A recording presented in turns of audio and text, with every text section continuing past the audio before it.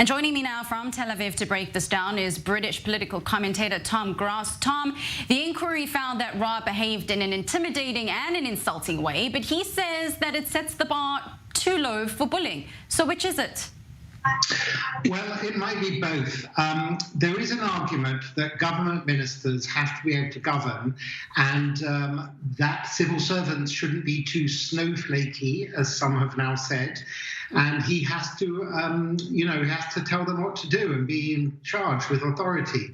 On the other hand, I think that the way people operate at work is going through a transition in Britain, as in other countries, really in the last few years. And what was previously acceptable behaviour, or at least behaviour that people got away with, bullying, shouting, making people work late and so on, it started to change. It's not the zeitgeist. I mean, I remember when I started work out of university in Britain, I was essentially bullied out of my first job, and there was no way to complain or whatever. Today, we have different attitudes. It's not just harassment of women and Me Too. It's also just generally being bullying, as it seems he was. On the other hand, the British civil service, some people are saying they don't like the government for political reasons. They are what is called in Britain the blob, the equivalent of what Donald Trump in America would call the swamp.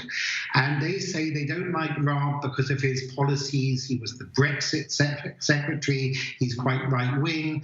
And the civil servants are a kind of establishment that they say are the liberal establishment, and they have effectively brought him down as Deputy Prime Minister.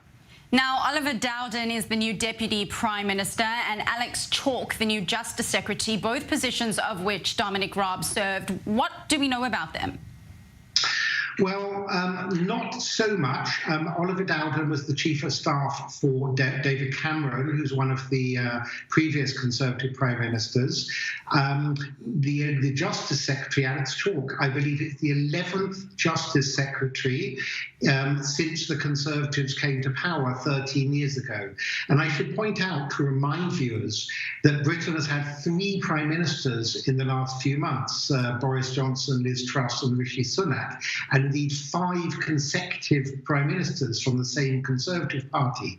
So every time there's this change of minister, it really does feel that the Conservatives may have run out of steam and may have been in power too long already to have, to have all the time new faces. And it's hard for people to keep up.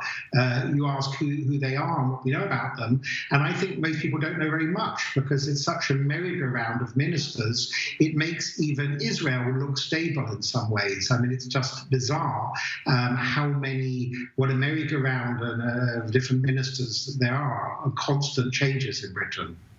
And just before we let you go, there's another scandal of sorts in the United Kingdom. Police are now investigating a series of attacks in which fruit was hurled at pedestrians, leaving one person seriously injured by a tomato.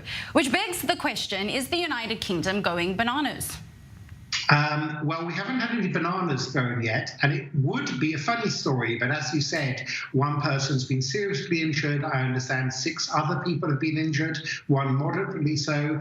And of course, tomatoes, and I think apples also thrown from a moving car, random people. That is, can be very hurtful. So even though it seems kind of amusing that somebody's throwing tomatoes, if someone's seriously injured, then it's not so funny.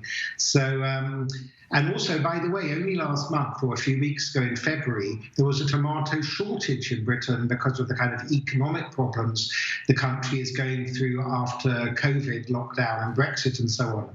So I don't really know who can afford the now much more expensive tomatoes just to throw at people anymore in the UK. British political commentator Tom Grass, thank you for breaking down both the serious and the not so serious altogether. We appreciate your time this